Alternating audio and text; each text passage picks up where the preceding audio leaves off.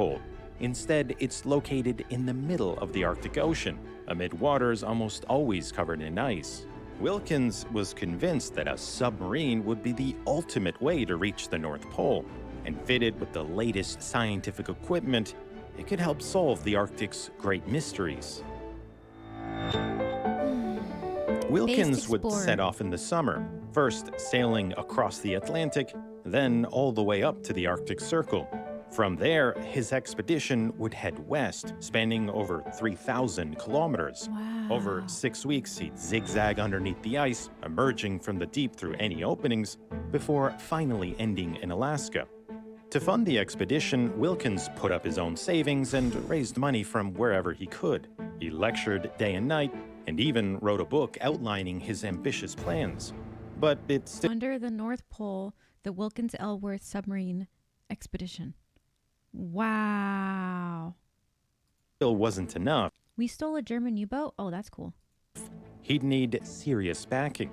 And one sure way to get it was to turn his scientific pursuit into a media sensation. A voyage under the ice was the kind of thing that would sell out newspapers. So Wilkins made a deal with newspaper magnate William Randolph Hearst, a man with a flair for sensationalism. Hearst would get exclusive publishing rights, and Wilkins would get his funding. And to create even more buzz, Hearst orchestrated for Wilkins to meet up at the pole with a second expedition. The massive airship Graf Zeppelin would fly overhead just as Wilkins emerged from the ice, captivating the public with headlines of the pole being conquered from above and below. If he could pull off the stunt, Hearst offered Wilkins a $150,000 prize. All that was left was to find a submarine. Oh, that looks so Wilkins cool. planned to reach the North Pole in the beautiful. Nautilus, a retired World War I era tech sub that had been Wow. 1930. That is gorgeous. Wow, that is a beautiful looking submarine. heavily modified by renowned naval architect Simon Lake. And it would have to do what no submarine had ever done before. The voyage would be fraught with danger, including the risk of a collision with the sea ice. So Lake reinforced the Nautilus's bow with heavy steel plates and concrete and added a hydraulic impact absorber to soften the blow. But the ice above could also prove deadly. So Lake fitted the topside with sledge runners, which would allow it to slide along the bottom of the ice, much like a toboggan. That's really A smart. hydraulic retractable guide arm would also keep a safe distance from the hazards above. Okay. The Nautilus could be confined under the ice that's for scary. days at a time, but it would eventually need to surface to take on air and recharge its batteries. A lack of openings in the ice Batteries? could doom the crew. So Lake innovated a series of drills capable of boring through the ice, allowing the Nautilus's crew to drill through up to 20 feet to reach the surface. In place of the original torpedo tubes, Lake added a pressurized diving chamber where the crew could lower instruments to the ocean floor or conduct dives. In all, Simon Lake made dozens of modifications. Wow. Originally built for World War I, the Nautilus would now have to battle Mother Nature. I'm sold. On March What's going 16th, 1931, as need the to know. expedition prepared to set off, Wilkins put on a brave face for reporters. The men are just carrying things on board now for the final inspection before leaving the dockyard. We expect in about 6 or 8 months to have made the trip 2,000 miles under the ice, starting from Spitzbergen somewhere about the 1st of July. But I was not expecting that voice. Anybody else? Anybody else not expecting that?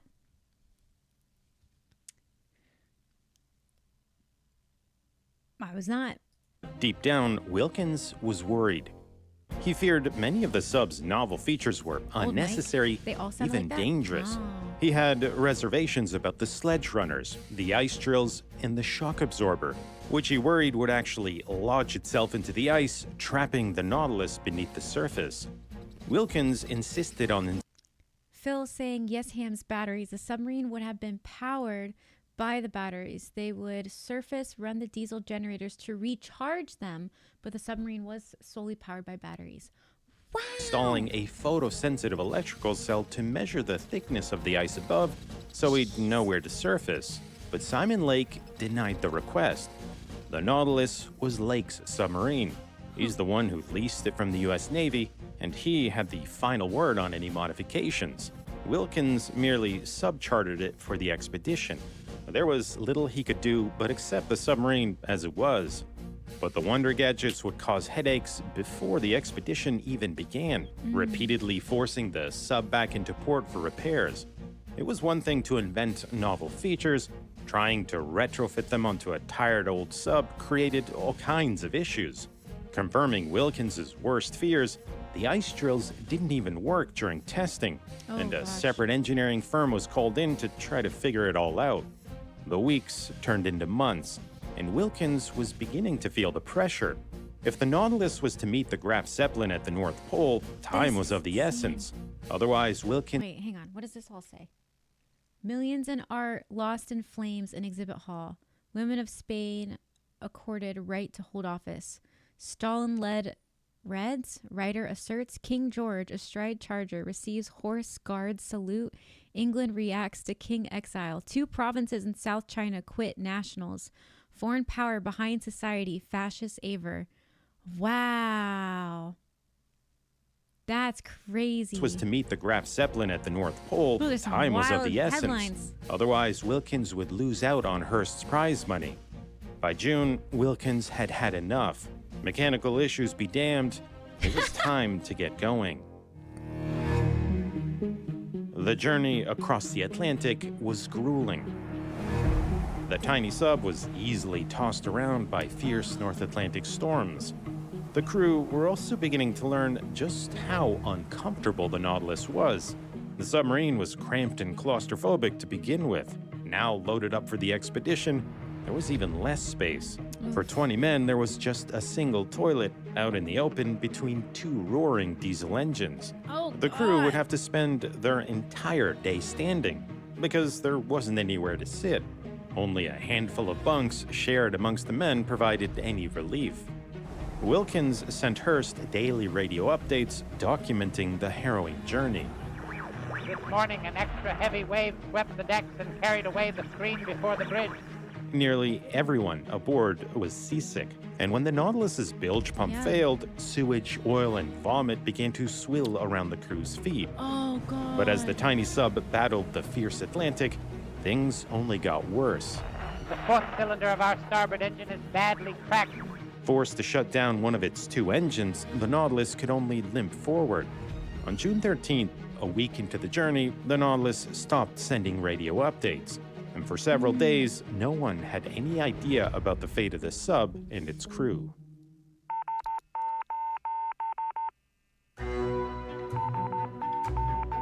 On June 15th, the battleship Wyoming found the Nautilus drifting aimlessly about 1,000 kilometers northeast of the Azores. I'm so stressed Both right engines had failed, and the batteries were dead.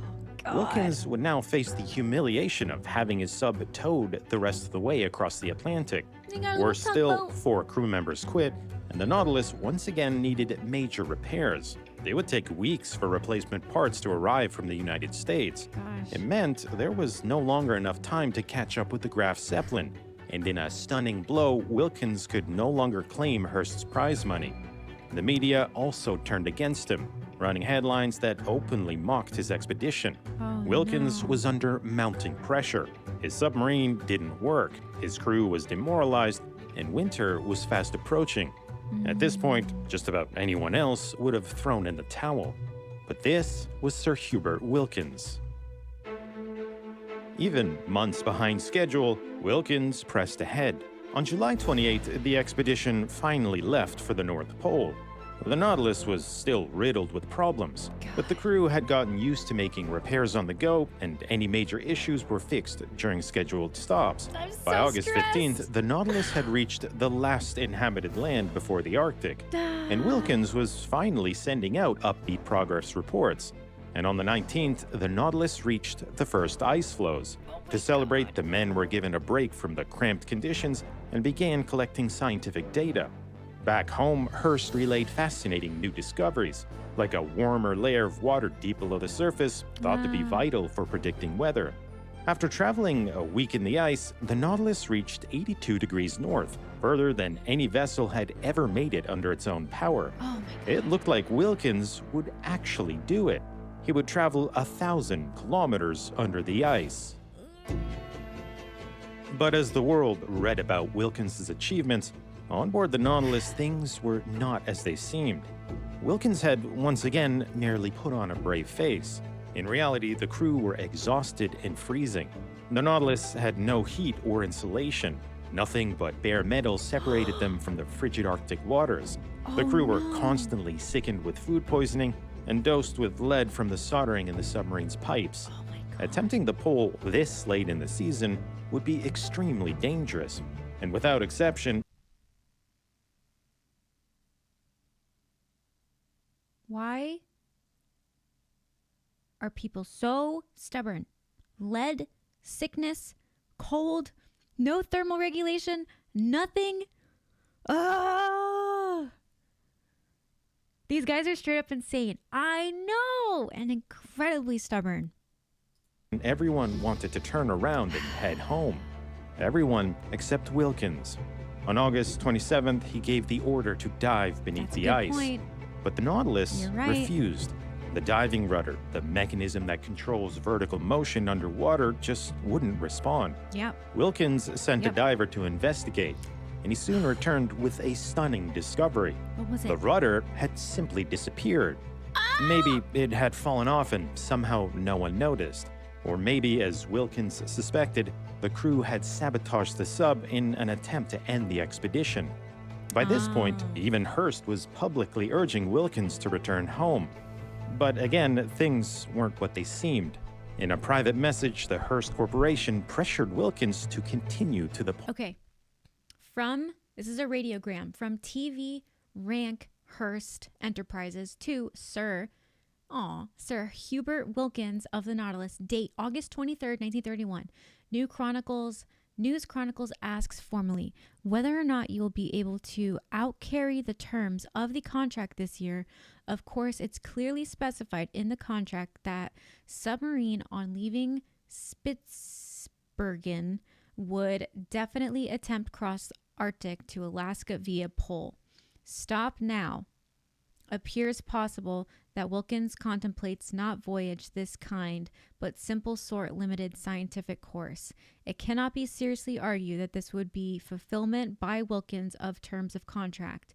News Chronicles undoubtedly right as to contradictions under which payments are made. As our payments to you are governed by the same set of conditions, would be grateful for the statement from you as to your definite plans and intentions regarding rank. What did I just read? Holy grammar. Wowie pole, woo woo. reminding him of their agreement. He took the money and And ran. that left Wilkins with an impossible decision: return home to certain failure and financial ruin, or press on and risk the lives of the crew. On August 31st, Wilkins ordered the ballast tanks flooded and trim set 2 degrees down.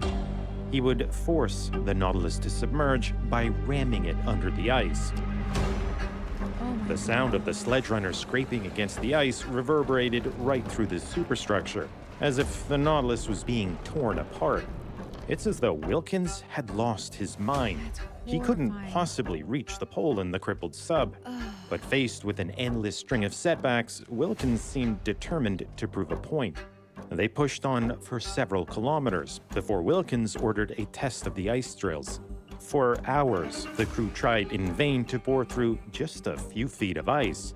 Each time, Simon Lake's patented drill would only go so far before jamming. It was hopeless. On September 6th, Wilkins finally sent out the radio transmission that, by now, everyone was hoping for. Our Arctic trip is over. Oh, base. Short and sweet. Wilkins had taken the Nautilus where no submarine had ever gone before. But it would be another 3 decades before anyone successfully traversed the Arctic underneath the ice. Sharing the same name, the nuclear-powered USS Nautilus could stay submerged for weeks at a time.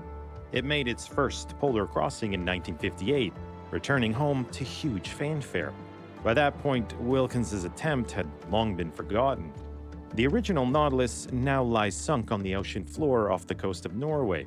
After the crew returned from the Arctic, the sub was deemed too worn and damaged to be worth saving, and it was deliberately sunk. Prior to the Nautilus expedition, Wilkins was considered amongst the greatest explorers of the 20th century, having made immense contributions to our understanding of the North and South Poles. Wow. But his final expedition left him financially ruined and largely forgotten by history.